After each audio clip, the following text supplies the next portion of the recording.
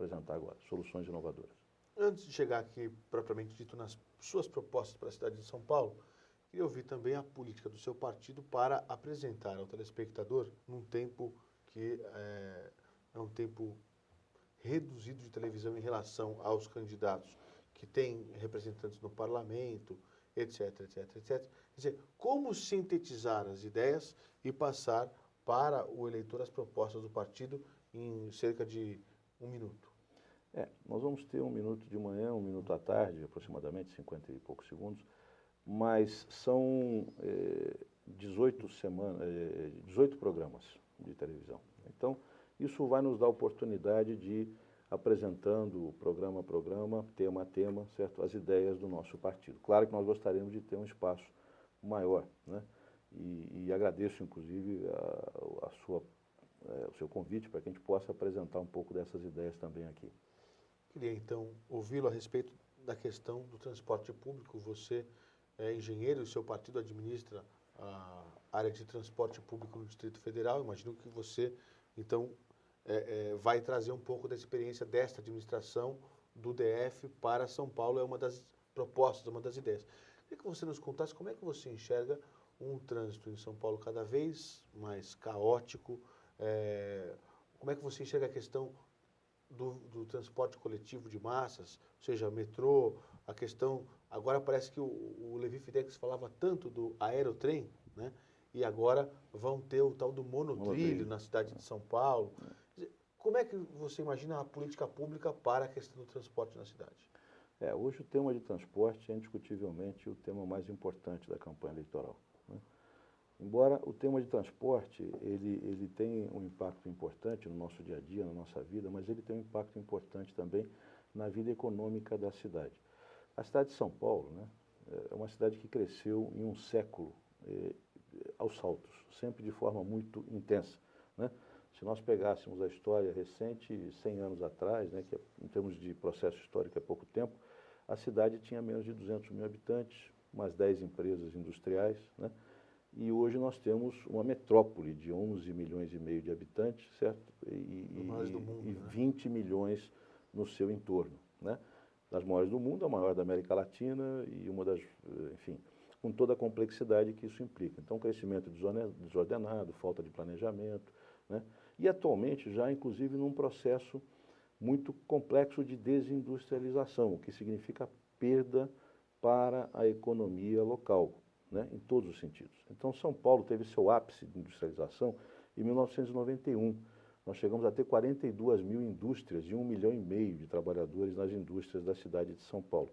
E isso é importante porque um emprego industrial, ele significa, em termos de renda, R$ 2.800 em média para quem trabalha e também para a economia local. Nos serviços, na área de serviços, bancos, é mais ou menos R$ 1.400. O salário médio é metade, né? E no comércio um pouco menos de R$ 1.000. Quer dizer, então, na verdade, quando você perde, como nós perdemos, quase 600 mil empregos, hoje são 19 mil indústrias apenas, ou seja, nós perdemos em 20 anos 22 mil indústrias. E continuamos perdendo a cada ano 700 indústrias. Estão saindo de São Paulo, certo? Então, quando você sofre esse esvaziamento econômico, você empobrece o setor, não apenas industrial, mas o entorno. O entorno, o setor, o comércio perde, o setor de serviços perde, né? Mas você não acaba por desenvolver setores, por exemplo, de serviços com valor agregado, enfim, então, a questão da informática, do computador... Se fosse informática, seria bom, mas é a contradição que São Paulo vive. Nós sofremos um empobrecimento no PIB real, no produto industrial, de produção real, de economia real, né? Mas cresceu o PIB financeiro, né? O PIB financeiro cresceu. Então, a cidade tinha 150 bilhões de PIB, hoje tem 450. Mas isso é o quê? É valorização hipotecária, imobiliário, financeiro, títulos, derivativos. Não é economia real, é não papel. Não é economia real. É papel. Não é economia real. E nós vivemos, inclusive, já um problema imobiliário, por exemplo, grave, né? Se você pegar nos últimos 2 anos o balanço das maiores incorporadoras da cidade de São Paulo e das maiores do Brasil, você vai ver que elas estão no vermelho, certo? Essa política de lançamento de alto padrão, ela se esgota, né? Você hoje abre os jornais para comprar um imóvel, você não compra um imóvel, não te oferece um imóvel porque ele é bom para você, porque ele tem um padrão tecnológico muito excelente, ele vai te dar um conforto melhor. Você abre o jornal e o cara te vende um imóvel assim, olha, compra o imóvel que você vai investir 1.500 hoje, amanhã você vai receber 3.000. Ele é vendido como valor financeiro. Então nós corremos o risco que os Estados Unidos correu em 2009, com base numa hipervalorização hipotecária, mobiliária, que os bancos utilizaram para alavancar fundos e investimentos em papéis derivativos, isso gerar uma bolha, né? Então é um crescimento fictício, não é um crescimento real. Seria melhor para a nossa cidade, melhor para a nossa economia e, inclusive, melhor para o setor bancário e financeiro que esse crescimento se realizasse em cima da produção real. Então, essa desconexão que existe na economia, no mundo, de uma maneira geral, também se apresenta de forma grande aqui na cidade de São Paulo. Né? Perfeito, mas eu vou falar sobre transporte. Por favor. Sobre transportes, eu queria dizer o seguinte. Eu falei isso tudo para dizer que transporte, logística é fundamental para a nossa cidade.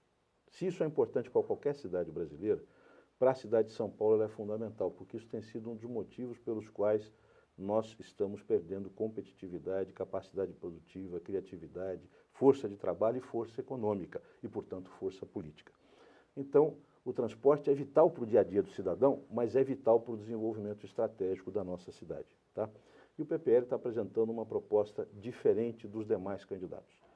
Os demais candidatos, em geral, estão falando o quê? Ciclovia. O que se sabe? Ciclovia. Mas você não vai trazer 3 ou 4 milhões de moradores da Zona Sul, né, que tem que percorrer 25 quilômetros da cidade para trabalhar de bicicleta. Isso você não vai fazer. Então, somos a favor da ciclovia? Somos. Mas é demagogia dizer que vai resolver com ciclovia. Né? Você vai resolver com investimento em metrô. Ótimo, mas o metrô, ele depende fundamentalmente de investimento do Estado federal. E da União. Né?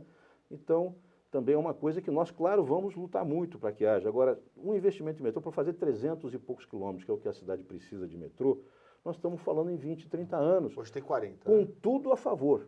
Com tudo a favor. Se todo mundo somasse forças, coisa que não está acontecendo, né? E nós vamos lutar para que aconteça, construir metrô é um trabalho que demora. A cidade não suporta mais ficar parada e congestionada. Então, nós estamos trazendo um novo conceito de transporte coletivo para ônibus, porque o que a cidade administra para valer é o transporte sobre rodas, sobre pneus. Né?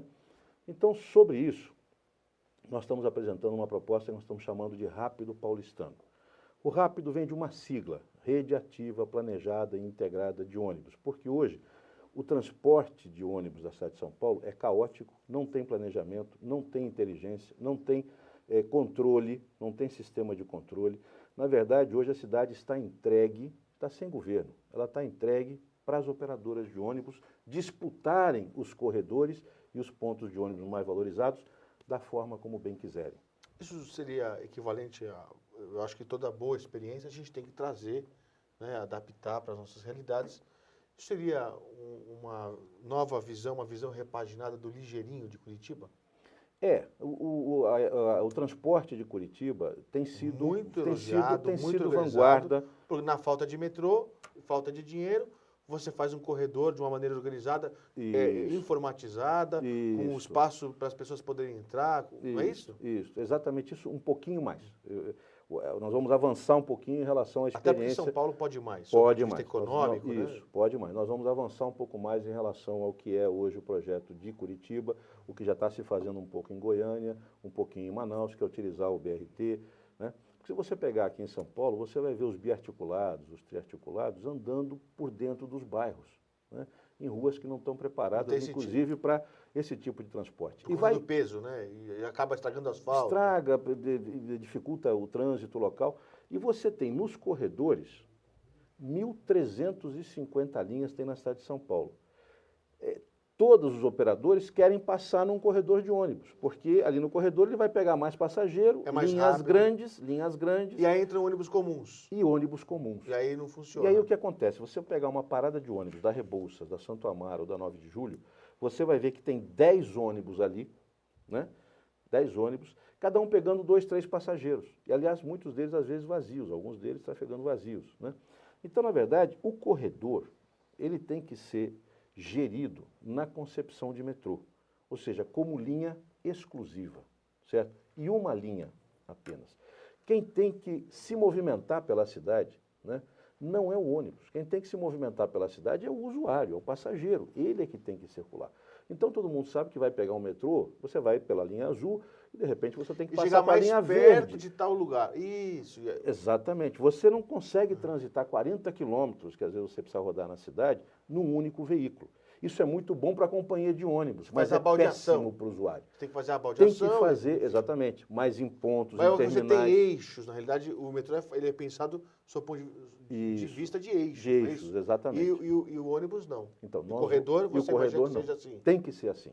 E será assim na administração do PPR. Então, na verdade, o que você está propondo na prática é que ao invés de você criar mais pontos de ônibus naquela linha, é tirar para andar mais rápido. Exatamente, exatamente. E adensar, adensar.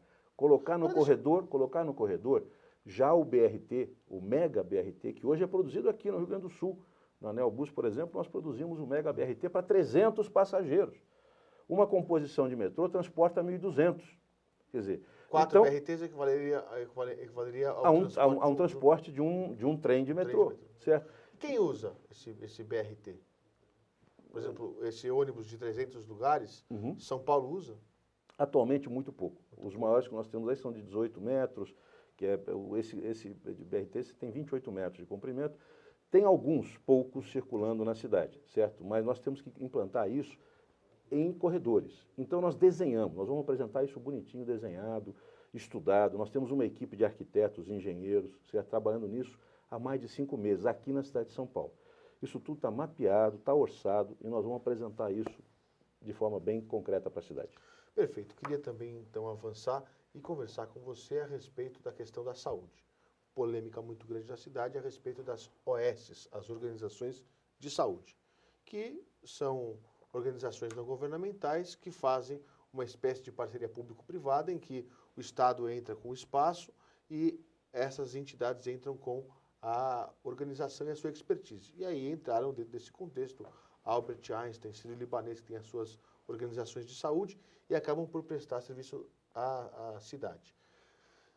Muito elogiado por alguns, muito criticado por outros. Qual a sua opinião a respeito do tema saúde e OS? Exato. Sobre saúde, eu também não gosto do modelo como ele está hoje. Acho interessante trazer a iniciativa e a experiência de gestão do setor privado, sim, mas não para a execução da maneira como está sendo feito hoje. Eu sou adepto do Sistema Único de Saúde. Nós vamos criar o SUS paulistano. Baseado em quê? Hoje o Conselho Nacional de Saúde discute também esses modelos de gestão, né? E já está bem avançado lá no Conselho Nacional de Saúde a ideia de que os municípios, as grandes cidades, devem constituir para gerir o sistema de saúde uma fundação pública, municipal, pública, de direito privado, ou seja, aberta à participação, né, do setor privado, aberta a composições, para que ela possa dar uma gestão o mais eficiente possível ao sistema. Porque, na verdade, o Sistema Único de Saúde, ele precisa ser único pela informatização, pela gestão, pela otimização de recursos, né, pela integração do sistema. Então, você pega, por exemplo, como foi feito, pega o Hospital da Penha e entrega para a Beneficência Portuguesa, certo? Sem a gestão pública sobre esta iniciativa. O que acaba acontecendo?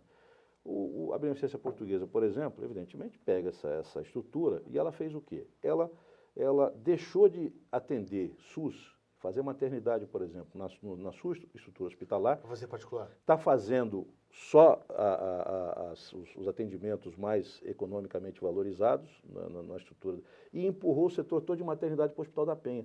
Então, ao invés da gente estar utilizando o conhecimento e a gestão que seriam interessantes absorver do setor privado, nós estamos entregando estrutura pública para o setor privado.